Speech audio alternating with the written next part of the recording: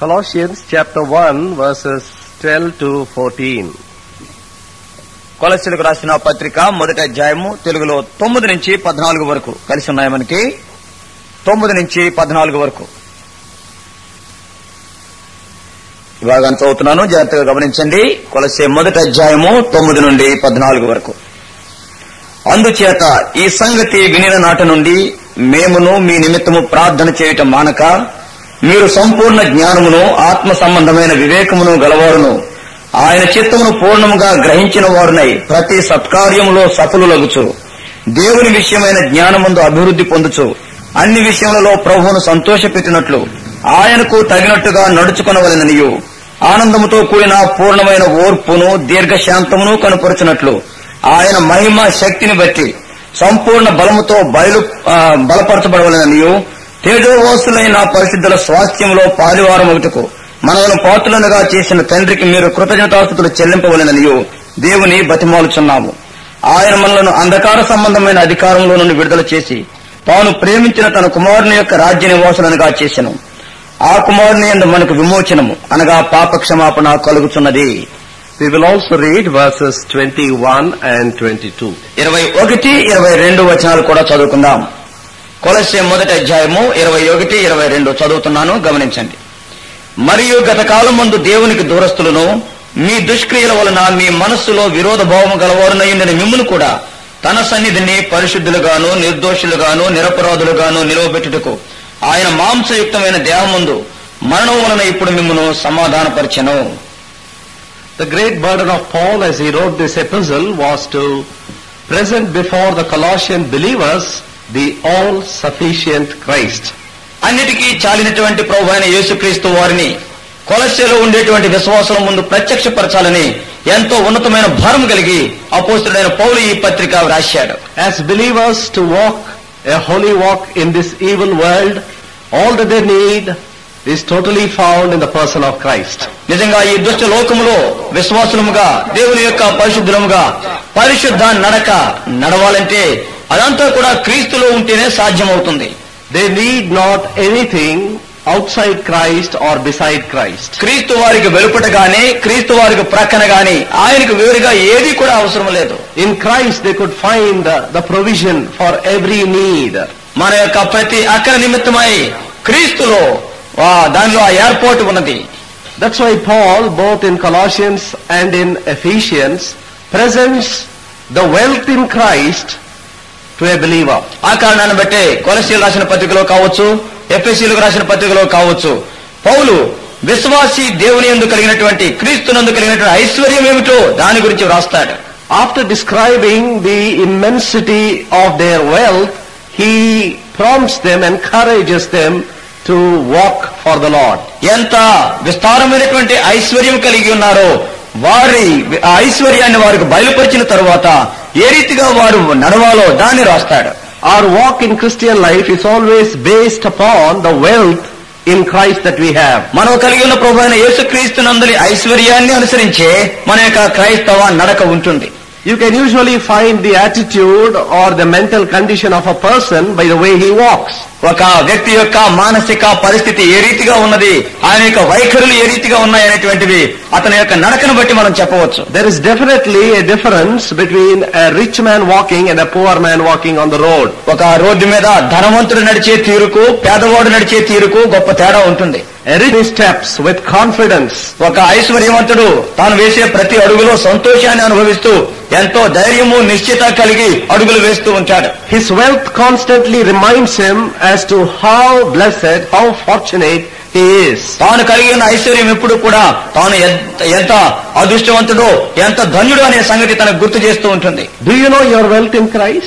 యేసుక్రీస్తునందు కలిగిన ఐశ్వర్యం ఏంటో వెరుగుదువా? When you received Christ, did you understand that you are receiving a great depository of wealth into you? యేసుక్రీస్తు వారిని నువ్వు అంగీకరించినప్పుడు ఎంతో గొప్ప ఐశ్వర్య నిధిని నువ్వు అంగీకరిస్తున్నావు అనేది నువ్వు గ్రహిస్తున్నావా? At the cross of Calvary, when we went as repentant sinners, God offers to us His very blessed Son. చూడండి, కలువరి శిలువ చెంతకు పశ్చాత్తాపడుతున్నటువంటి పాపులుగా మనం వెళ్ళినప్పుడు తన యొక్క ధనుడైన కుమారుణ్ణి ఆయన్నే దేవుడు మనకి అర్పిస్తూ ఉన్నాడు. Now in the verses that we read this morning, ఉదయకాలం మనం చదువుకున్నటువంటి ఈ వచనాల్లో Paul presents a sevenfold salvation which God offers to every believer. ప్రతి విశ్వాసి కూడా దేవుడు అనుగ్రహించేటువంటి 7 అంతల రక్షణ గురించి తాను మాట్లాడుతున్నాడు. Now we will see them one by one in English Bible, chapter 1, verse 13. English బైబిల్లో చూస్తే 13వ వచనంలో ఉన్నది, ఒకదాని తర్వాత ఒకటి మనం చూస్తాం. Who hath delivered us from the power of darkness. తెలుగులో 13లోనే ఉంది. ఆయన మనలను అంధకార సంబంధమైన అధికారములో నుండి విడుదల చేసి. Salvation from God begins by delivering us from our bondage. దేవుడిచ్చేటువంటి రక్షణ మన యొక్క దాసత్వం నుండి విడుదల చేయడం ద్వారా ఆరంభమవుతుంది. It is the grace of God that revealed to us, first of all, that we were in bondage. దేవుని యొక్క కృప మొట్టమొదటిగా మనకు బయలుపరిచేది ఏమిటంటే నీవు దాసత్వంలో ఉన్నావు అనేది బయలుపరుస్తుంది. It requires a great deal of honesty and humility to admit before God that I am a slave. నేను బానిసను అని ఒప్పుకునేదానికి మనలో ఎంతో నమ్రత, దీనత్వము అవసరం. We normally think we are very free individuals. We decide what we want and we act the way we want. అనేక సార్లు మనము స్వేచ్ఛాపరులమే కాబట్టి నా ఇష్టానుసారంగా నేను చేస్తాను, నాకేది కావాలంటే దానినే చేసుకుంటాను అని తలుస్తూ ఉంటాం. We have thrown off the British rule long ago. I am born into a free country, so I am a free person. ఇక్కడ ఇంగ్లాండ్ దేశస్తుల యొక్క రాజ్య పరిపాలన ఎప్పుడే మేము తురించి వేశాము, ఇప్పుడు మేము స్వతంత్రులమే, స్వాతంత్ర దేశంలో జన్మించాము, నేను స్వేచ్ఛాపరుని అనుకుంటాం. True, we have celebrated 50 years of political freedom. ఏ అనుమానం లేదు, 50 సంవత్సరాల రాజకీయ స్వాతంత్ర్యాన్ని మనం అనుభవించాము, ఉత్సహిస్తూ ఉన్నాం. But spiritually and morally we all remain as slaves to sin until Christ emancipates us. అయితే నిజంగా ఆత్మీయంగా తర్వాత నైతికంగా చూస్తే క్రీస్తు వారు మనల్ని విడుదల చేస్తేనే తప్ప ఇటువంటి బంధకాల్లో ఇంకా మనం జీవిస్తూనే ఉంటున్నాం. The Bible tells us, బైబిల్లో ఉన్నది, whosoever commits sin is the servant of sin. పాపము చేయువాడు పాపమునకు దాసుడు. Sin is a power which controls us, which guides us. పాపం అనేటువంటిది ఒక శక్తి, అది మనల్ని తన యొక్క అధీనంలో ఉంచుకుంటుంది, మనల్ని ముందుకు నడిపిస్తూ ఉంటుంది. We can never deliver ourselves from the power of sin. మనంతటి మనమే ఎప్పుడూ పాపపు శక్తి నుంచి విడుదల పొందలేము. Now Paul calls this power as the power of darkness. పౌలు ఈ శక్తికి అంధకార సంబంధమైన శక్తి అంటాడు.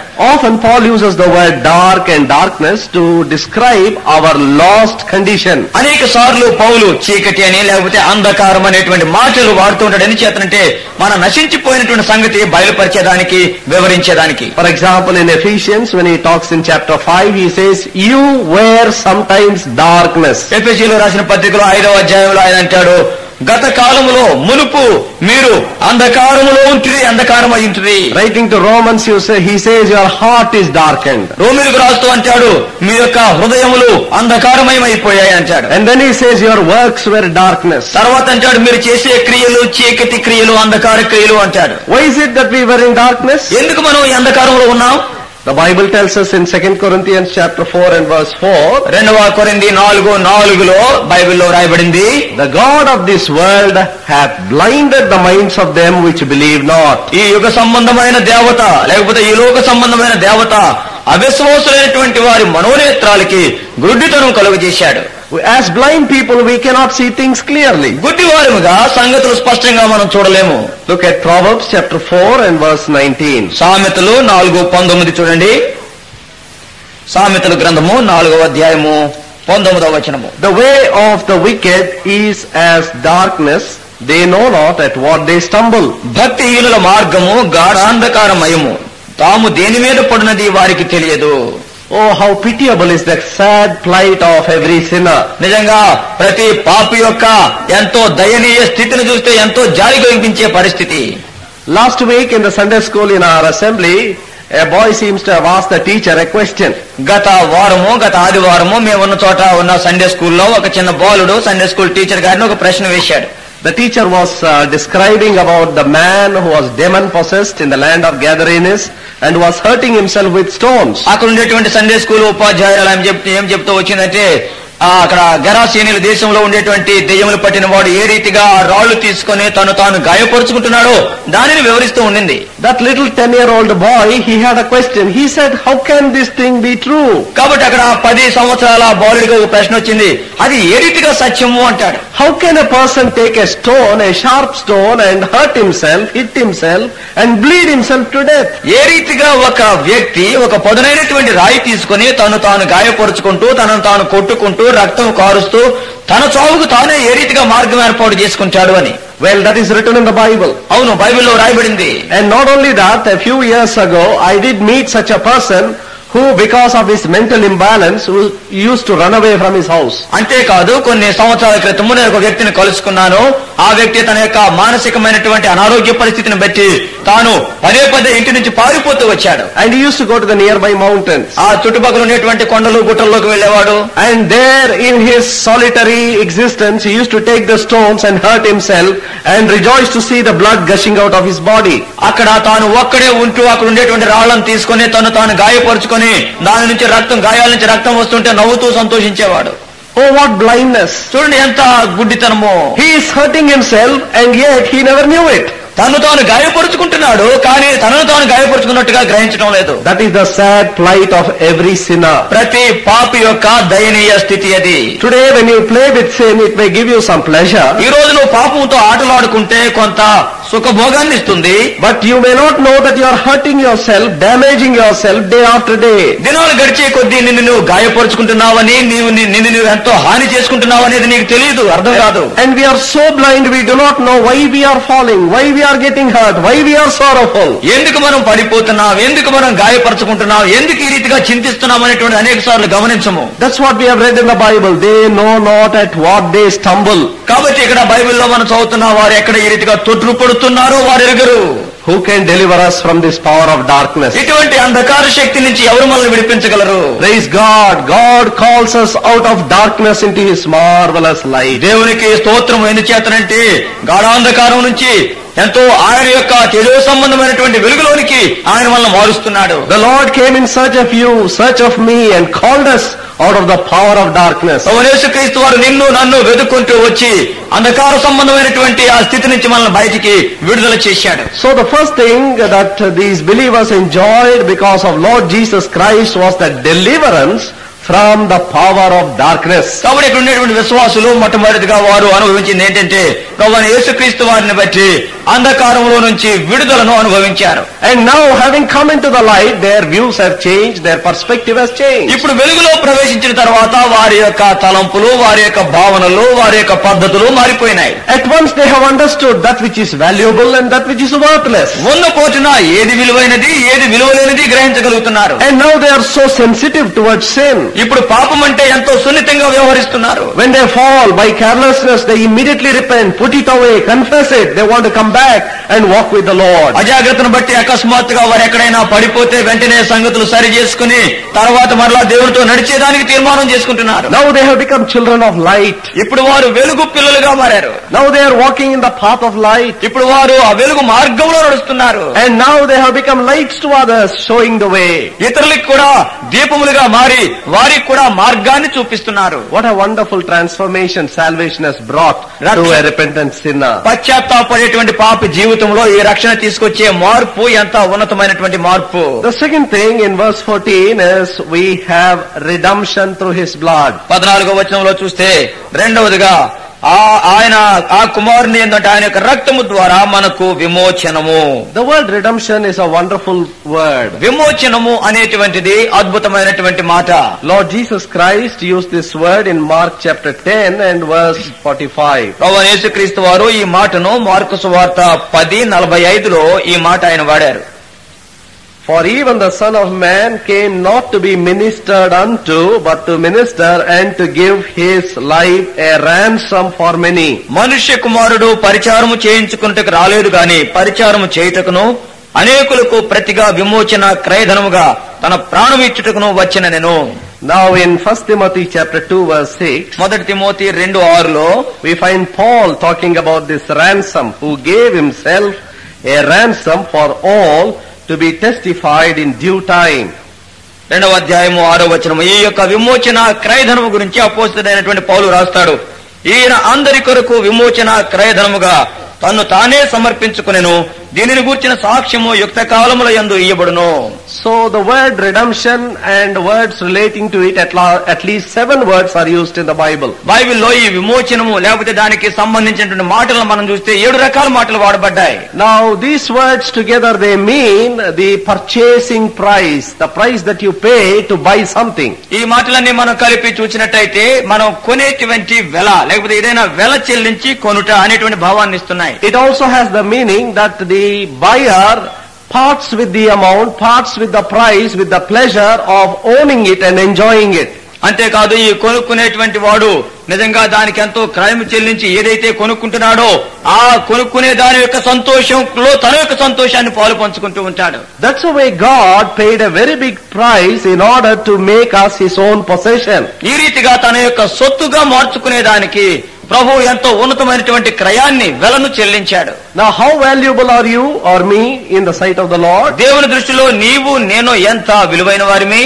We are as valuable as the price is. తాను ఎంత విలువైన వాడో అంత విలువైన వారిమి. For example, if I want to tell you the price of this watch, ఒకవేళ ఈ యొక్క వాచ్ యొక్క ఖరీదు ఎంతో నేను చెప్పాలంటే, then when I tell you an amount, immediately you make a mental figure and understand how valuable this is. వెంటనే నేను అది ఎంతో అనేటువంటి ఒక అంకి చెప్పగానే అది ఎంత విలువైందో అనేటువంటిది నువ్వు మనసులో ఒక అభిప్రాయానికి వచ్చేస్తావు. The purchasing price always decides the value of the substance or the commodity. ఎంత డబ్బు పెట్టి మనం కొంటున్నాము అనేటువంటి ఆ కొనుక్కునేటువంటి ఆ వెల అది ఎంత విలువైన వస్తువో అనేటువంటిది మనకు చెప్తుంది. What is the price that God has to pay for you and me? నీ నిమిత్తము నా నిమిత్తము దేవుడు చెల్లించిన క్రయం ఎంత? The blood of His beloved Son. తన ప్రియ కుమారుని యొక్క రక్తము. Can anybody in the world ever fix a price for the blood of His dear Son? తన ప్రియ కుమారుని యొక్క రక్తానికి ఈ లోకంలో ఎవరైనా విలువ ఆరోపించగలిగారా? Oh no, never. Nobody can ever even think of such a price. కనీసం ఎవరు ఎప్పుడు కూడా అటువంటి విలువ ఆరోపిద్దామనే ఊహ కూడా లేదు.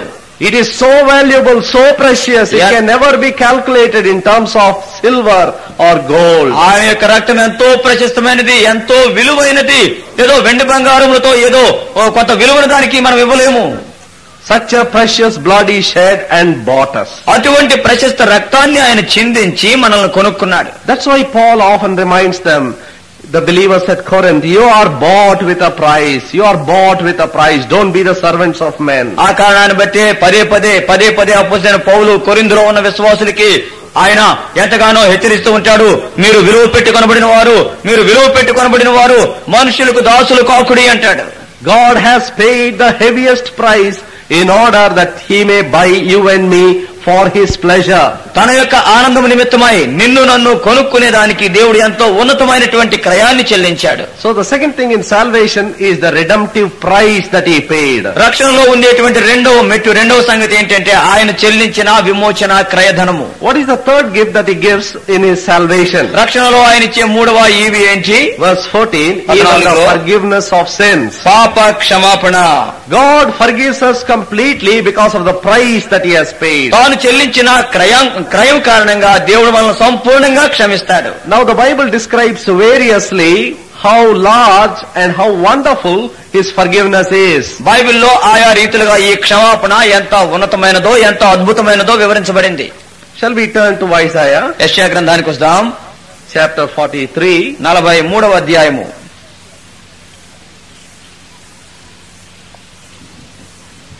And verse 25. 25వ వచనము. Isaiah 43:25. 43:25. Even I am He that blotteth out thy transgressions for mine own sake, and will not remember thy sins. నేనే నా చిత్తానుసారముగా నీ అతిక్రమములను తుడిచివేయుచున్నాను, నేను నీ పాపములను జ్ఞాపకము చేసుకొనను. When God forgives our sins, He promises that He is going to remove His sins not only from us but from His mind also. దేవుడు ఎప్పుడైతే మన పాపాలు క్షమిస్తానని మనకు వాగ్దానం చేస్తున్నాడో ఆ రీతిగా క్షమించినప్పుడు మన పాపములను మన నుంచి క్షమించి వేరు చేయటం మాత్రమే కాదు, తన యొక్క మనసులో నుండి కూడా తాను తుడిచి పెడతానంటాడు. In Isaiah 38 verse 17, యెషయా గ్రంథము 38:17 we find King Hezekiah praising the Lord. ఇక్కడ రాజు అయినటువంటి హిజ్కియా ప్రభువుని స్తుతించటం మనం చూస్తున్నాం. Now, what does he say in verse 17? 17వ వచనంలో అక్కడ ఏమంటాడో చూడండి. Behold, for peace I had great bitterness, but thou hast in love to my soul delivered it from the pit of corruption, for thou hast cast all my sins behind thy back. మిక్కుటమైన ఆయాసము నాకు నెమ్మది కలుగుటకు కారణమాయను. నీ ప్రేమ చేత నా ప్రాణమును నాశనమును గోతి నుండి విడిపించితివి. నీ వీపు వెనుక తొట్టు నా పాపములన్నీ నీవు పారవేసితివి. Now what is the picture we get of God's forgiveness here? ఇక్కడ ప్రభువు ఇచ్చే క్షమాపణ యొక్క దృశ్యం ఏ రీతిగా ఉన్నది? He removes sins behind or his back, that it is out of his sight. అంటే ఆయన మన యొక్క పాపములు తన యొక్క వీపు వెనుక పారవేస్తున్నాడంటే ఇక ఆయన దృష్టిలో ఆయన కను దృష్టిలో లేవిక. It is behind him, he cannot see your sins. ఆయన నిజంగా తన వీపు వెనుక పాపాలు వేస్తున్నాడు, మన పాపాలు ఆయన చూడలేడు. In Micah chapter 7, మీకా గ్రంథము 7వ అధ్యాయంలో and in verse 19, what does he say? ఏమంటాడో చూడండి. Micah chapter 7 and verse 19. Micah 7:19. He will turn again, he will have compassion upon us, he will subdue our iniquities, and thou wilt cast all their sins into the depths of the sea. ఆయన మరలా మన యందు జాలిపడును, మన దోషములను అణచివేయును, వారి పాపములన్నిటినీ సముద్రపు అగాధములలో నీవు పడవేతువు. He pushes all our sins into the depths of the sea. ఆయన మన యొక్క పాపాలన్నిటినీ కూడా సముద్ర అగాధాల్లోనికి త్రోసివేస్తాడు. Now this is a picture where God is trying to tell us that how he removes our sins out of reach. కాబట్టి ఇది ఎందుకు ఇవన్నీ కూడా వ్రాయబడ్డాయంటే నీవు చేసిన పాపాలు అసలు నీ అందుబాటులో ఎక్కడా నీకు కానరాని స్థితిలో నువ్వు పోతాయనేది నీకు తెలియజేసేదానికి. When God forgives you and me through his son, ప్రభు నిన్ను నన్ను కూడా తన యొక్క కుమారుని ద్వారా క్షమించినప్పుడు our sins are out of reach. మన యొక్క పాపములకి ఏమాత్రము మనకి అందుబాటులో ఉండవు. They are out of sight. అవి మన దృష్టికి కానరావు. And out of his mind. ఆయన యొక్క మనస్సులో కూడా ఉండవు. What a wonderful forgiveness God gives. చూడండి, దేవుడిచ్చే ఈ క్షమాపణ ఎంతో అద్భుతమైన క్షమాపణ. Have you received that forgiveness? ఈ క్షమాపణ నువ్వు పొందినావా? When you receive that forgiveness, what a great joy and peace you enjoy in your heart. నిజంగా ఇటువంటి క్షమాపణ నువ్వు పొందితే అద్భుతమైనటువంటి చక్కటి ఆనందాన్ని సమాధానాన్ని నీ జీవితంలో అనుభవిస్తావు. So God gives us a wonderful deliverance from the power of darkness. అంధకార సంబంధమైనటువంటి అధికారం నుంచి అద్భుతమైన విడుదల దేవుడిస్తాడు. And secondly, he has paid a redemptive price to make us his own. తన యొక్క స్వకీయులుగా సొత్తుగా చేసుకునే దానికి విమోచన క్రయధనాన్ని ఆయన చెల్లించాడు. And thirdly, he forgave our sins and removed them from us and from his very remembrance forever. అంతేకాదు మన యొక్క పాపములను క్షమించి ఆ పాపములను మన నుంచి దూరపరిచాడు, ఆయన యొక్క దృష్టి నుంచి కూడా దూరపరిచాడు. And then in verse 20 and 21, తర్వాత 20-21 వచనాలు మనం చూస్తే we read about how he reconciled us completely to himself. ఏ రీతిగా తనతో తాను మన విషయంలో సంధి చేసుకున్నాడో మనం చూడవచ్చు. Having made peace through the blood of his cross, by him to reconcile all things unto himself. By him I say, whether they be in things in earth or things in heaven, and you that were sometime alienated and enemies in your mind by wicked works, yet now hath he reconciled. 19-20 కలిసి ఉన్నాయి చూడండి. ఆ మధ్య నుంచి ఆయన శిలువ రక్తము చేత సంధి చేసి ఆయన ద్వారా సమస్తమును, అవి భూలోకమందున్నవైనను పరలోకమందున్నవైనను వాటినన్నిటినీ ఆయన ద్వారా తనతో సమాధానపరుచుకొనవలెననియు తండ్రి అభిష్టమాయెను.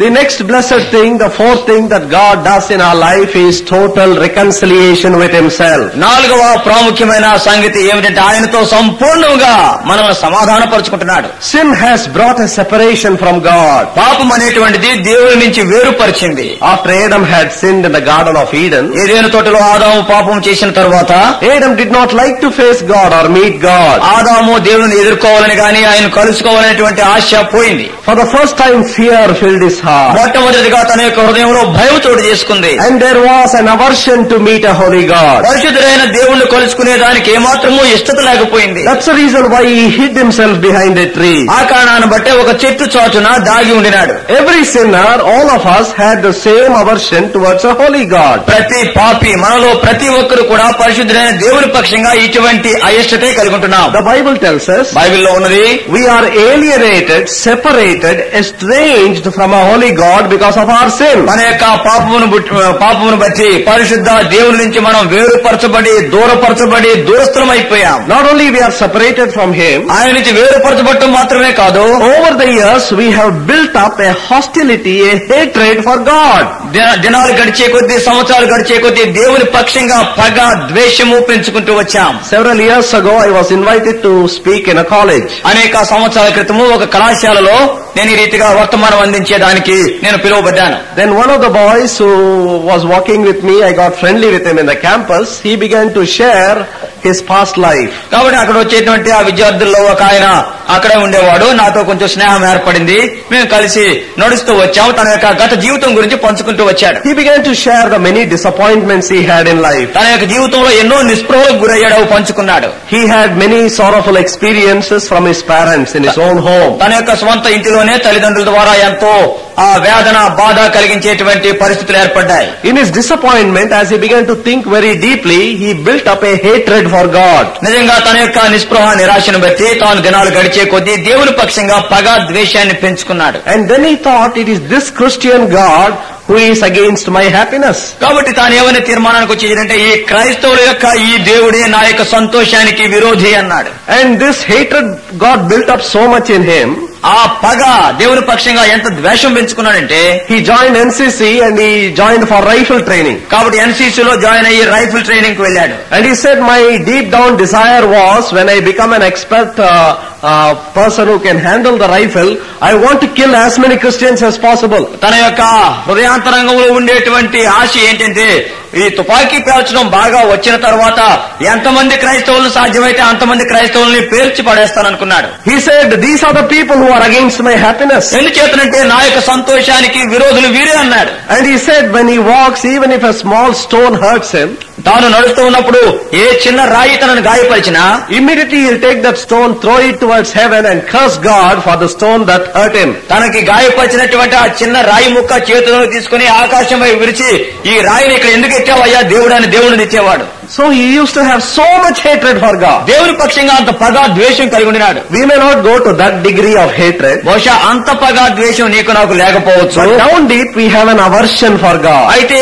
మనం హృదయాంతరంగాల్లో చూస్తే దేవుడు అంటే అయిష్టత ఉన్నది.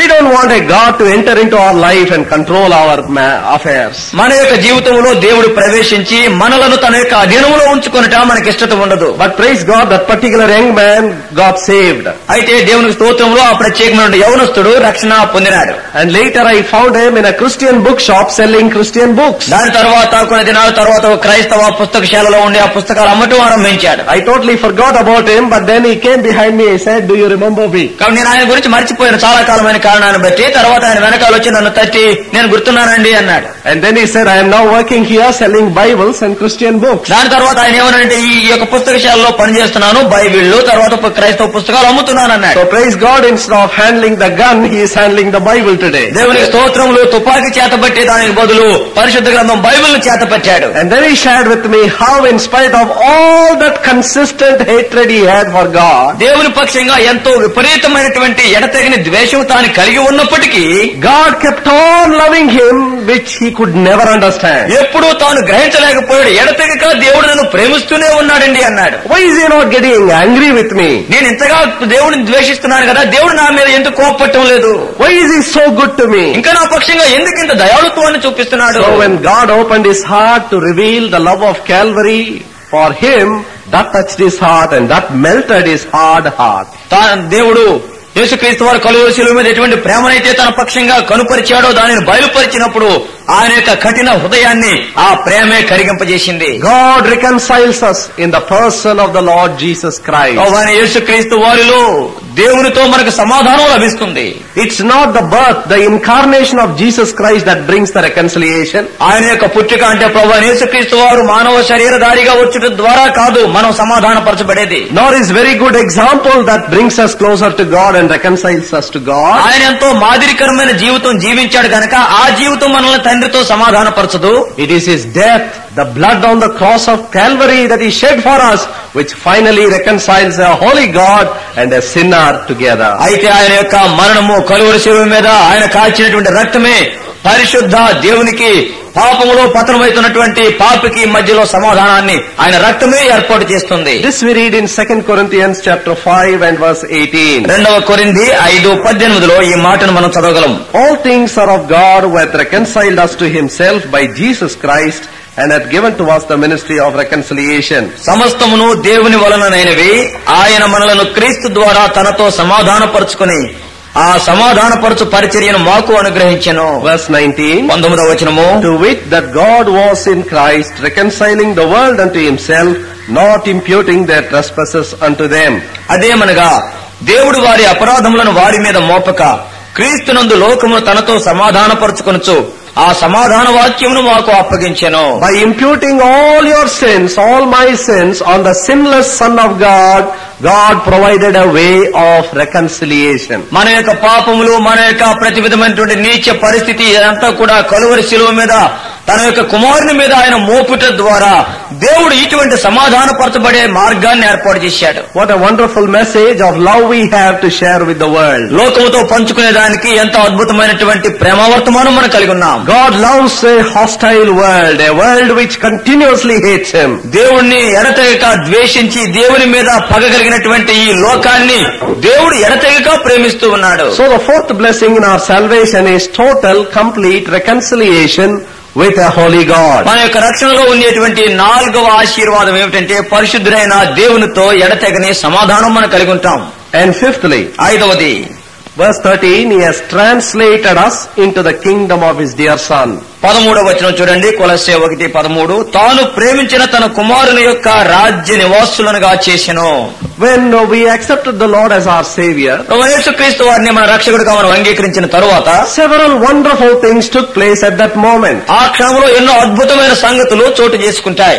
But for us, in order to understand completely and fully all the transactions that took place at that time, we may require a lifetime. నిజంగా ఆ క్షణంలో ఎన్ని అద్భుతమైనటువంటి మార్పులు సంభవించాయో వాటన్నిటినీ మనం అర్థం చేసుకోవాలంటే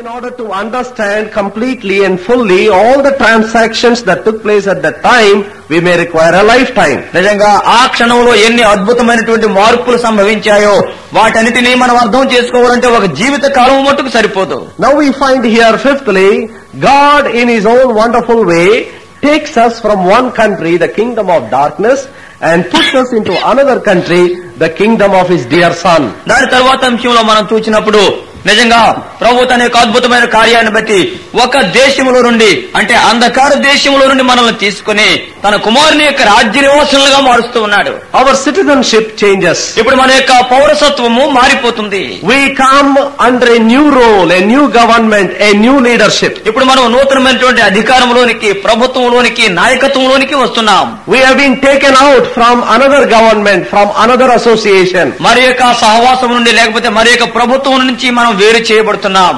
Now, earlier we were under the power of darkness. ఇంతకు ముందు అయితే అంధకార సంబంధమైన అధికారం క్రింద ఉంటిమి. But now we are under the power of His dear Son. ఇప్పుడైతే ఆయన ప్రియ కుమారుని యొక్క అధికారం క్రింద ఉన్నాం. Strictly speaking, the talk about freedom is utter foolishness. నిజంగా చూస్తే ఈ స్వేచ్ఛ స్వాతంత్ర్యం గురించి మాట్లాడుట అనేటువంటిది అది ఎంతో బుద్ధిహీనంగా ఉంటుంది. Since we are all weak human beings, మనమందరం కూడా మనం ఎంతో బలహీనమైనటువంటి మానవ మాత్రం కనుక we will always be in one of these two kingdoms all the time. ఎల్లవేళలా కూడా ఏదో ఒక రాజ్యం క్రిందనే ఈ రెండిట్లో దేంట్లో దాంట్లో ఉంటాం. We cannot never be in a neutral kingdom, in a no man's kingdom. ఎప్పుడు తటస్థ పరిస్థితిలో లేకపోతే ఎటు చెందకుండా మాత్రం ఉండలేము. Many times we think, I don't belong to God, nor do I belong to the devil. అనేక సార్లు మనం అనుకుంటూ ఉంటాం, నేను దేవుని వాడిని కాదు, దయ్యపు వాడిని కాదు అని. Have you accepted the Lord Jesus Christ? Oh, not yet. I have not yet accepted. యేసుక్రీస్తు వారిని నువ్వు అంగీకరించావా అంటే ఇంకా లేదండి అంటాం. And are you living in a life of sin? No. I am trying to live a very good life. లేకపోతే పాపిగానే జీవిస్తున్నావు అంటే లేదు నేను మంచి జీవితమే జీవిస్తున్నామంటాం. So we would like to be in that twilight zone, in that neutral zone where we don't belong to both parties. కాబట్టి మనం ఏ రీతిగా ఉండాలని కోరుతామంటే అటు చెందకుండా ఇటు చెందకుండా గోడ మీద ఉండాలని చూస్తుంటాం. The Bible says it is foolishness. It is impossible. You can cannot be in a neutral zone. బైబిల్లో చెప్పబడింది అది అసాధ్యము. తటస్థ పరిస్థితిలో ఎటు చెందకుండా సరిహద్దులోనూ ఉండలేవు. If you are not come under the leadership, under the yoke, under the lordship of Jesus Christ, ప్రభువైన యేసుక్రీస్తు వారి యొక్క నాయకత్వం క్రిందికి, ఆయన యొక్క కాడి క్రిందికి నువ్వు రాకపోతే, then only one other answer is possible. దానికి బదులుగా ఒకే ఒక జవాబు దొరుకుతుందంటే, You are under the power of darkness, under the devil. నీవు అంధకార సంబంధమైన అధికారం క్రింద ఉన్నావు, సాతాను దాసుడిగా ఉన్నావు. In fact, when Lord Jesus spoke these words, that angered and annoyed the religious leaders of the day. ప్రభువైన యేసుక్రీస్తు వారి ఈ మాటలు ఎంతో నిశ్చయంగా పలికినప్పుడు ఆ దినాల్లో ఉండేటువంటి మత నాయకులకి ఇది ఎంతో కోపం పుట్టించాయి. He told them on their face, You are of your father the devil. వారి ముఖం మీద ఆయన చెప్పాడు, మీ తండ్రి అయినటువంటి అపవాది సంబంధులు మీరు అన్నాడు. He is your father. అపవాది మీ తండ్రి అన్నాడు. He is the father of lies, and that's the reason why you speak lies. ఆయన మీ తండ్రి అబద్ధికులకు అబద్ధాలకి జనకుడు, అందుచేత మీరు అబద్ధాలు ఆడుతున్నారు అన్నాడు. You don't belong to me. You will not come where I go. ఎందుచేతనంటే మీరు నా వారు కాదు, నాకు చెందిన వారు కాదు, నేను ఎక్కడికి వెళ్తాను అక్కడ మీరు రాలేరు. When you die, you will die in your sins. మీరు చనిపోయినప్పుడు మీ పాపాల్లో చచ్చిపోతారు. You will not come where I am going. నేను ఎక్కడికి వెళ్తున్నాను అక్కడికి మీరు రాలేరు. Now these very pungent words, sharp words, hurt them very deeply. ఈ ఘాటైనటువంటి సూటైనటువంటి ఈ మాటలు వారికి ఎంతో గాయాన్ని కలిగించాయి. Because the religious Jews were very proud about their religion. ఎందుచేతంటే మత నిష్ట కలిగినటువంటి యూదులు వారి మతం పక్షంగా బహునిష్ట కలిగిన వారు. They always took pride and boasted about their father Abraham. ఎప్పుడు కూడా వారి యొక్క తండ్రి అయిన అబ్రహాము గురించి చెప్పుకుంటూ ఎంతో అతిశయించేవారు. But now the Lord removes that mask from them and tells them, You are the children of the devil. అయితే వారి మీద ఉన్నటువంటి ఆ ముసుగును ప్రభు తీసివేసి మీరు మీ తండ్రి అయిన అపవాది సంబంధులని ఘాటుగా అన్నాడు. Have you come into the kingdom of his dear son? ఆయన ప్రియ కుమారుని రాజ్యంలోనికి వచ్చావా? Have you come under the kingship of Christ? క్రీస్తు వారి యొక్క రాజరికం క్రిందకి వచ్చావా? Is doing God's will your one purpose in life? దేవుని యొక్క చిత్తము నెరవేర్చుటయే నీ జీవితంలో ఏకైక ధ్యేయముగా ఉందా? If your honest answers are no to all these questions, ఇప్పుడు వేసిన ప్రశ్నలన్నిటి కూడా నువ్వు యథార్థంగా నా మనసు పరిస్థితి ఆ రీతిగా లేదు అని చెప్తుంటే, then take it from the word of God. You are under the power of the devil. You are under the power of darkness. You are in the kingdom of the evil one. దేవుని యొక్క వాక్యానుసారంగా దీనిని గ్రహించి నువ్వు అంధకార సంబంధమైన రాజ్యంలో ఉన్నావు, సాతాను సంబంధిగా ఉన్నావు, అపవాది యొక్క కుమారుడిగా కుమార్తెగా ఉన్నావు. Look at John the Apostle speaking about the same thing in 1 John chapter 5. అపోస్తలుడైనటువంటి యోహాను తాను రాసిన మొదటి పత్రిక 5వ అధ్యాయంలో అదే అంటాడు. Verse 19. 19వ వచనము. And we know that we are of God, and the whole world lieth in wickedness. మనము దేవుని సంబంధులమనియు లోకమంతయు దుష్టుని యందున్నదనియు ఎరుగుదుము. Now in Telugu it's more clear, wickedness or wicked one. ఇక్కడ చూస్తే లోకమంతా కూడా దుష్టత్వం అని చెప్పేసి ఇంగ్లీష్ లో ఉంది. అయితే దుష్టుని యందు, So in the original it is wicked one. అయితే ఆది భాషలో చూస్తే దుష్టుడు, దుష్టుని యందు మన తెలుగులో చక్కగా ఉన్నది. And then in the word lieth, that means the original word is more strong. అయితే ఆది భాషలో ఈ రీతిగా ఉన్నారు అనేటువంటిది దానిలోనే నివసిస్తున్నారనేటువంటి బలమైన మాటది, పడి ఉన్నారని. The picture is of a worm which is wriggling for its life in a bait on a small needle. ఏదైనా చిన్న సూదికి ఏదో గుచ్చుకుని ఏదో చిన్న పురుగు తన యొక్క ప్రాణాన్ని కాపాడుకోవాలని అది ఎంతో తచ్చాడుతూ కొట్టుమిట్టాడుతున్నటువంటి పరిస్థితి ఆ మాట రాయబడింది. So the wicked one has hooked us, and now we are wriggling and we are struggling for our existence. దుష్టుడు మనలందరినీ కూడా తన యొక్క పిడికిలిలో బిగించాడు. ఏ రీతిగా ఉన్నది, మనం కొట్టుమిట్టాడుతున్న ఆ పిడికిల్లోంచి ఏ రీతిగా బయటికి రావాలా అని. We are like that man in that good Samaritan story who is half dead and on the wayside. చూడండి, ఆ మంచి సమరయుని యొక్క వృత్తాంతంలో కొర ప్రాణముతో పడిపోయి ఆ త్రోవ ప్రక్కన విడవబడినటువంటి ఆ వ్యక్తి వలె మనం ఉంటున్నాం. He is not totally dead. తాను చచ్చిపోలేదు. He knows that he is alive. తాను జీవిస్తున్నాడని తనకు తెలుసు. That makes his pain all the more intense. తాను బ్రతికి ఉన్నాడని తెలివితే ఇంకా తన యొక్క నొప్పి ఇంకా ఎక్కువైపోతుంది. He can see the wounds, the bleeding wounds, but he cannot help himself. తన యొక్క రక్తం కారుతున్నటువంటి గాయాలు తాను చూడగలడు, కానీ తనకు తాను ఏమాత్రం ఉపశమనం కలిగించుకోలేదు. He looks around for help, but nobody is there. అటు ఇటు సహాయం నిమిత్తమో ఎదురు చూస్తున్నాడు, సహాయపడేవాడొక్కడు లేడు. That is the picture of a lost sinner. తప్పిపోయి నశించిపోతున్నటువంటి పాపి యొక్క స్థితి అది. And the Bible tells us the whole world lieth in the grip of the wicked one. బైబిల్లో ఉన్నది, లోకమంతయు దుష్టుని యందు పడి ఉన్నది, అతని యొక్క దుష్టుని పిడికిలిలో ఉన్నది. Going by statistics, the devil is the greatest soul winner in the world. మనం లెక్కలను బట్టి మనం చూస్తే, గణాంక శాస్త్రాన్ని బట్టి నిజంగా ఈ లోకంలో అనేక మందిని పట్టగలిగిన వాడు దుష్టుడు సాతానుడు ఎక్కువ మందిని పట్టుకుంటాడు. He has blinded so many, he has gripped so many, and there is no escape from his hand. అనేక మందిని తాను ఆకర్షించుకున్నాడు, పట్టుకున్నాడు. తన యొక్క పిడికిలలో నుంచి వారికి విడుదల లేదు. Oh, they are slaves forever, destined to eternal death. సదాకాలము సాతానుడికి బానిసలుగా మారిపోయారు. నిత్య మరణానికి వారు వారసులుగా ప్రయాణిస్తున్నారు. Only at the foot of the cross, God breaks that chain, that fetters of evil and delivers us, and immediately He transports us into His kingdom for safety. అయితే కలువరి శిలువ వచ్చేంతనే అక్కడనే దేవుడు ఆ బంధకాలని, ఆ సంఖ్యలను కూడా త్రుంచి తన యొక్క కుమారుని యొక్క రాజ్య వారసులుగా మనం చేయగలడు. Immediately He takes us into His kingdom under His lordship, not that He may control us and make slaves out of us. ఆయన వెంటనే తన యొక్క రాజ్యంలోనికి మనం తీసుకుంటాడు, తన యొక్క రాజరికంలోకి తీసుకుంటాడు, తన యొక్క భద్రతలోకి తీసుకుంటాడు. అంటే ఏదో మన మీద రాజరికం చెలాయించాలని కాదు. That is the place of your safety and my safety. నీవు నేను కూడా భద్రంగా ఉండేటువంటి ప్రదేశం అది. Only in His kingdom we are safe. ఆయన యొక్క రాజ్యంలోనే మనకు భద్రత ఉంటుంది. Have you come under His rule? ఆయన యొక్క రాజరికం క్రిందకి వచ్చావా? Has your neck come under His yoke? నీ యొక్క మెడ ఆయన యొక్క కాడి క్రిందకి వచ్చిందా? That is the only place of safety for us. మనకి భద్రత, ఎంతో రక్షణ నిలయము ఆ ప్రాంతమే. So fifthly we see He has translated us into the kingdom of His dear Son. ఐదవదిగా మనం చూస్తే తన ప్రియ కుమారుని యొక్క రాజ్య నివాసులుగా మనల్ని చేశాడు. And sixthly, ఆరవదిగా verse 22, 22వ వచనము, in the body of His flesh through death to present you holy, unblameable and unreprovable in His sight. తన సన్నిధిని పరిశుద్ధులుగాను నిర్దోషులుగాను నిరపరాధులుగాను నిలవబెట్టుటకు ఆయన మాంసయుక్తమైన దేహమందు మరణం వలన ఇప్పుడు మిమ్మల్ని సమాధానపరిచినాం. What a wonderful blessing this is in His salvation. రక్షణలో ఉండేటువంటి ఎంత అద్భుతమైన ఆశీర్వాదమో చూడండి. We are vile sinners. మనమైతే దౌర్భాగ్యకరమైన పాపులము. We are defiled people. మనము అపవిత్రమైన ప్రజలము.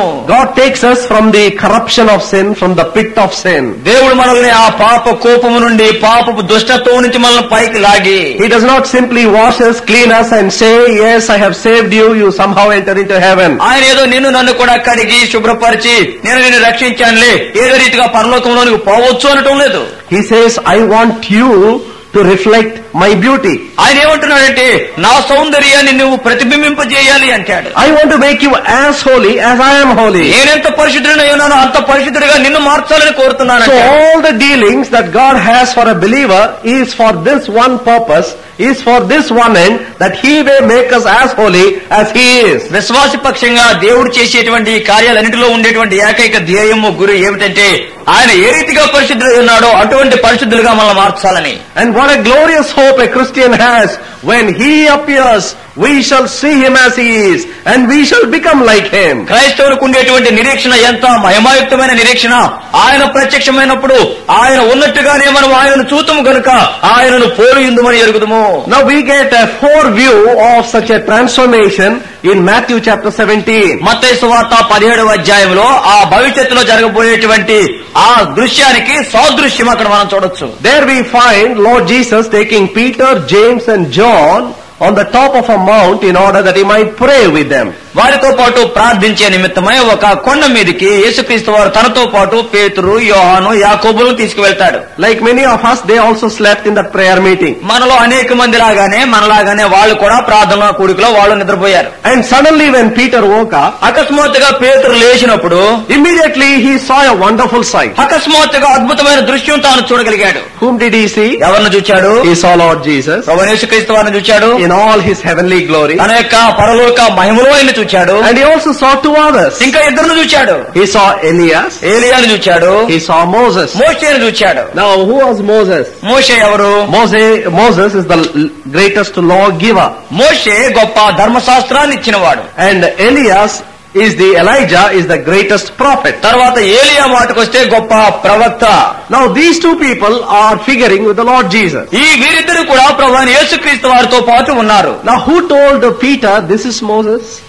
ఈయన మోషే అని పేతురుతో ఎవరు చెప్పారు? Does he have a photograph of his in his house? అంటే పేతురు ఇంట్లో మోషే photo తగిలించుకున్నాడా? Those were the days when there was no photography. ఆ దినాల్లో ఫోటో తీసుకోవాలంటే ఫోటోలు లేవు, అక్కడ కెమెరాలు లేవు. How does he know who Elijah is? అయితే ఏలియా ఎవరని పేతురుకి ఎట్లా తెలిసింది? Does he see an old man with a big beard and with no hair on the head? లేకపోతే ముసలోడు ఎవడో గడ్డం మీద ఎంటుకలు ఉన్నాయి, బుర్ర మీద ఎంటుకలు లేవు, అలాగున్నాడా? Does he see him as a very old, tottering old man? లేకపోతే ఏదో వణుక్కుంటూ కర్ర చేత పట్టుకున్నాడు వచ్చిన ముసలోని చూశాడా? No, he sees them in resurrection glory. వారిని పునరుద్ధాన మహిమలో చూస్తున్నాడు. Oh, what a wonderful thing this is. ఎంత అద్భుతమైన సంగతి ఇది.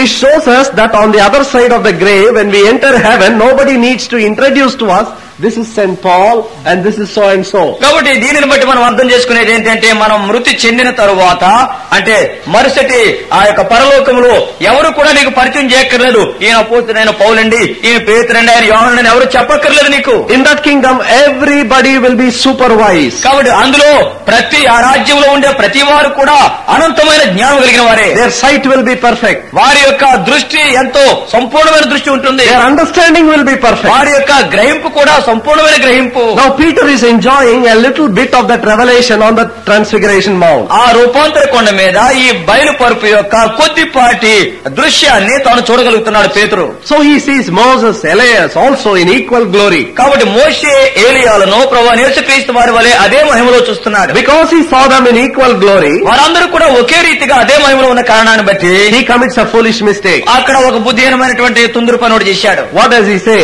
ఏమన్నాడు చెప్పండి? Lord, let us make 3 tabernacles. ప్రభువా, ఇక్కడ 3 పర్ణశాలలు వేస్తానే కొండ మీద. We will build 3 temples here. ఇక్కడ 3 గుడులు కట్టేస్తాను. Had God granted his request, ఒకవేళ దేవుడే గాని సరేలే అని ఉంటే, there wouldn't have been a church in Kottagudam. All of us will make holy trips to that mount. కాబట్టి కొత్తగూడెంలో సంఘం ఎవరు పెట్టకపోతే అందరూ కూడా పేతురు ఆ రూపాంతర కొండ మీద కట్టినటువంటి ఆ 3 చిన్న గుడుల దగ్గరికి పోదు. All of the whole world would have congregated there. ప్రపంచమంతా కూడా అక్కడే బోర్లో పడి ఉందరు. Why did he say like that? ఎందుకు? He did not say 1 temple but 3 temples. ఆయన అన్నాడు ఒక దేవాలయం కడతానని లేదు, 3 గుడులు కడతానన్నాడు. Why? Moses is also like Lord Jesus. ఎందుకంటే మోషే కూడా యేసుక్రీస్తు లాగానే ఉన్నాడు కదా. What harm is there to build him equally a temple? కానీ మోషే కూడా ఇంచుమించు అదే రకమైనటువంటి అదే సైజులో గుడి కడితే ఏమైంది? What about Elijah? ఏలియా మాట ఏంటి? We will also give him a temple. ఆయన కూడా మనం గౌరవం ఇద్దాం, గుడి కడదాం. Though his reaction and his comment was very foolish, నిజంగా తాను చెప్పినటువంటి మాట ఇదంతా కూడా బుద్ధిహీనమైనటువంటి తెలివిలేని మాట అయినప్పటికీ, what prompted him to say that? ఆ మాట పలికేదానికి ఏది బలవంత పెట్టింది? He saw them both equal in glory. వారిద్దరిని కూడా మహిమలో యేసుక్రీస్తు వారితో సమాన మహిమ కలిగి ఉన్నట్టుగా చూచాడు. What a glorious hope you and I have. నీవు నేను కలిగినటువంటి నిరీక్షణ ఎంత మహిమాయుక్తమైన నిరీక్షణ. We may be black and white today. నేటి దినాల్లో మనం నల్లగానో తెల్లగానో ఉండొచ్చు. Our noses may be sharp or blunt. మన యొక్క ఆ ముక్కులు ఒకరిదేమో పొడుగ్గా ఉండొచ్చు, ఒకరిదేమో కనబడకపోవచ్చు. We may be appearing beautiful or not so beautiful. మనమేమో కొంతమంది ఏమో చాలా అందంగా కనబడవచ్చు, కొంతమంది ఏమో నాకులాగా ఉండొచ్చు. Some of us may be handicapped. మనలో కొంతమంది కాలో చెయ్యో లేకపోవచ్చు. Oh, we suffer with so many difficulties. రకరకాల కష్టాలు పడుతున్నాం. Oh, dear children of God, all these things are temporal. కాబట్టి ప్రియమైనటువంటి దేవుని పిల్లలారా, ఇవన్నీ తాత్కాలికం, 4 దినముల మట్టుకే. One day you are going to throw off this body. ఒక దినాన్ని ఈ యొక్క శరీరాన్ని విడిచిపెడతారు. You are going to throw off this vile body. ఈ యొక్క అపవిత్రమైన దేహాన్ని మీరు విడిచిపెడతారు. And God is going to give you an immortal, glorious body. దేవుడు నీకెంతో మహిమాయుక్తమైనటువంటి అమర్త్యమైన దేహాన్ని ఇస్తాడు. He is going to put the beauty of His Son on you. ఆయన కుమారుని యొక్క సౌందర్యాన్ని నీ మీద నిలిపి ఉంచుతాడు. You will be so beautiful. దేవుడు తన యొక్క కృప ద్వారా మనకు అనుగ్రహిస్తున్నాడు. Today spiritually God blesses us with all blessings. నేటి దినాల్లో చూస్తే ఆత్మీయంగా సకల ఆశీర్వాదాలతో దేవుడు మనల్ని నింపుతున్నాడు. And we are awaiting for the redemption of the body. శరీరం యొక్క విమోచన నిమిత్తం కూడా మనం ఎదురు చూస్తూ ఉన్నాం. A day is going to come when my Lord will come in the mid-air and we will be transported. ఒక దినం రాబోతూ ఉన్నది, నా ప్రభువు మధ్యాకాశానికి వస్తాడు, మనం కూడా పైకెత్తబడతాం. And on that day, ఆ దినాన్ని we will be holy, we will be unreprovable, unblameable in His sight. ఆ దినాన్ని మనం పరిశుద్ధులుగా ఉంటాం, నిరపరాధులుగా ఉంటాం, నిష్కలంకులుగా ఉంటాం. Towards that end God is working in you and me. అటువంటి గురి వైపు, గమ్యం వైపు దేవుడు నీ జీవితంలో, నా జీవితంలో పనిచేస్తున్నాడు. Do you wonder why there are sufferings in your life? నీ జీవితంలో శ్రమలు ఎందుకు వస్తున్నాయో నీకు తెలుసా? Do you wonder why God has allowed sickness into your life? దేవుడు నీ జీవితంలో అనారోగ్యాన్ని ఎందుకు అనుమతిస్తున్నాడో తెలుసా? It is in order to sanctify you, purify you for the great day. ఆ ఉన్నతమైన మహాదినము నిమిత్తమై నిన్ను పవిత్రపరిచి పరిశుద్ధపరిచే నిమిత్తమై అనుమతిస్తున్నాడు. We would rather suffer temporarily than to suffer eternally. నీవు తాత్కాలికంగా బాధపడినా పర్వాలేదు కానీ నిత్యత్వంలో బాధపడకూడదు అనేటువంటిది దేవుని కోరిక. Never complain against the ways of God. కాబట్టి దేవుని యొక్క మార్గాల విషయంలో ఎప్పుడు కూడా ఫిర్యాదులు చేయకు. The Bible says, బైబిల్లో ఉంది, as for God His way is perfect. దేవుని యొక్క మార్గము సంపూర్ణమైనది, అది ఎంతో పరిపూర్ణమైనది. Our understanding is very imperfect. మనకునేటువంటి గ్రహింపు అది చాలా అది అంత పరిపూర్ణమైనది కాదు. We cannot fully fathom the depth of God's wisdom. దేవుని యొక్క జ్ఞానాన్ని సంపూర్ణంగా మనం కొలవేయలేము. Some of you may be sitting here with a lot of disappointment. మీలో కొంతమంది ఎన్నో నిస్పృహలతో ఇక్కడ కూర్చున్నారేమో. Probably the job which you wanted very much, it went out of your hand. ఎంతగానో నువ్వు కోరుకున్నావు, ఈ ఉద్యోగం నాకు దొరుకుతుందని, నీకు దొరకలేదు అది. Probably the course that you wanted very badly, for which you studied day and night, somehow your name did not figure in the list. రాత్రి మగలు కూడా కష్టపడి ఈ కోర్సులో నాకు సీటు వస్తుందని చెప్పేసి నువ్వు ఎంతో ప్రయాసపడ్డావు, తీరా చూస్తే ఆ సీటు నీకు రాలేదు. How many young precious lives go into the extreme step of committing suicide because they did not get the course that they wanted? వారు కావలసినటువంటి కోర్సులో వారికి సీటు రాలేదనే కారణాన్ని బట్టి, ఆ నిస్పృహను బట్టి ఎంతమంది యవ్వన ప్రాయులు వారి యొక్క లేత హృదయాల్లో ఆత్మహత్య చేసుకోవాలని తీర్మానం చేసుకుని చనిపోతున్నారు. Just 2 days back, one young man was confiding with me his sorrow.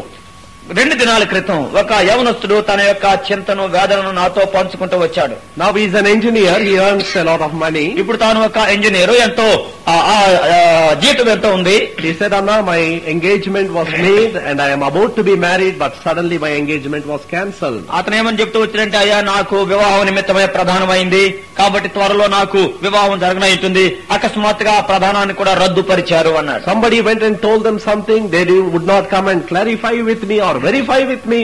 They simply said, we are cancelling. ఎవరో వెళ్లి ఆ అమ్మాయి తల్లిదండ్రులతో ఏదో చెప్పారు, ఇది నిజమా కాదా అనేటువంటిది వారు నన్ను అడగలేదు, వెంటనే ఈ పెళ్లి వద్దు అన్నారు. Oh, I am very much broken hearted. నేనెంతో హృదయంలో పగిలిపోయి ఉన్నానన్నాడు. Then I prayed with him, encouraged with him and said, the Lord has a better choice for you. నేను ఆయనతో పాటు ప్రార్థన చేశాను, ప్రోత్సహించాను. బహుశా దేవుడు నీ పక్షంగా ఇంకా శ్రేష్టమైనటువంటి భాగస్వామిని కలిగి ఉన్నాడేమో అన్నాను నేను. God makes no mistake with his children. తన పిల్లల పక్షంగా దేవుడు ఎప్పుడు ఏ పొరపాటు చేయడు. Today God has permitted this sorrow that he may avoid a greater sorrow in future. భవిష్యత్తులో ఎక్కువైనటువంటి వేదనకు గురి కాకుండా ఈ చిన్న చింతకు నేటి దినాన్ని బహుశా దేవుడు గురి చేసి ఉండవచ్చు. Though I cannot explain why this happened, yet because God allowed it, we will thank him for it, I said. నిజంగా ఎందుకు ఈ రీతిగా జరిగిందో నేను వివరించలేను, కానీ దేవుడు మన జీవితంలో దీన్ని అనుమతించాడు కనుక, ఆయన అనుమతించిన కారణాన్ని బట్టి దీనిని బట్టి వందనాలు చెల్లిస్తామన్నాను. Because you are a God's child, you are precious in his sight. నీవు దేవుని బిడ్డవు గనుక దేవుని దృష్టిలో నువ్వు ఎంతో ప్రశస్తమైన వాడివి. He will not make a mistake in your life. నీ జీవితంలో దేవుడే పొరపాటు చేయడు. So whatever he has allowed, it must be for your highest good. కాబట్టి ఆయన నీ జీవితంలో ఏదైతే అనుమతిస్తున్నాడో నీకు శ్రేష్టమైనది లభించాలని అనుమతిస్తున్నాడు. He was humble enough to accept that suggestion. ఆ యొక్క సలహాను ఎంతో దీనుడిగా తాను అంగీకరించాడు. And then he prayed with me. నాతో పాటు ప్రార్థించాడు. And he said amen to the words, Lord, we thank you that this engagement got cancelled in the last minute. ప్రభువా, ఈ ఆఖరి క్షణంలో ఈ యొక్క ప్రధానము, ఈ వివాహము రద్దు చేయబడింది, నీకే వందనాలయ్యా అంటే తాను కూడా ఆ రీతిగానే అన్నాడు. He was so encouraged, he came with me to the station, he stayed till 11 o'clock in the night. He said, I won't leave you until your train leaves. And of all the days, that day it was 1 hour late. కాబట్టి అక్కడ ఆయన ఎంత ప్రోత్సహించబడ్డాడంటే, నిజంగా నేను మద్రాసులో రైలు కొత్తగూడెంకి వచ్చేదానికి, ఖమ్మానికి నేను రైలు ఎక్కేటప్పుడు ఎంత సంతోషించాడంటే, అన్నా నువ్వు రైలు ఎక్కేంత వరకు కూడా నిన్ను విడిచిపెట్టనని చెప్పేసి రాత్రి 11 దాకా స్టేషన్ లోనే ఉన్నారు. 10కి ఎప్పుడు రైలు వచ్చేది, ఆ రోజున మాత్రం 11కి వచ్చింది. So I had to plead with him. I said, you have to go a long way to your place. You didn't have your supper. Please go, but he wouldn't go. నేను ఎంతో బ్రతిమలాడుతూ వచ్చాను, నాన్న నువ్వు చాలా దూరం పోవాలి కదరా, నువ్వు వెళ్ళు, ఇంటికి వెళ్ళు, నువ్వు ఇంకా రాత్రి భోజనం కూడా చేయలేదు, 11 అయిపోతుందని ఎంతో బతిమలాడాను. And then he said, whenever you come this side, you please remember me, I am at your service. కాబట్టి ఇంకో మాట అన్నాడు, నువ్వు మరలా వెళ్ళిపోతావు కదా, వెళ్ళిపోయినప్పుడు గానీ ఎప్పుడు ఇటు వచ్చినా గానీ చెప్పు, ఎవరు వచ్చినా రాకపోయినా నేను మాత్రం నీకు అందుబాటులో ఉంటానన్నాడు. Oh, I thank God for the way the Lord has really comforted him and encouraged him in the hour of his great disappointment. కాబట్టి తన యొక్క గొప్ప నిస్పృహ గడియల్లో దేవుడు ఏ రీతిగా తను ప్రోత్సహించాడో దానిని బట్టి చూస్తే దేవునికి వందనస్త్రమైంది. I can understand his sorrow. For a young man, after all, the D-day in his life is his marriage.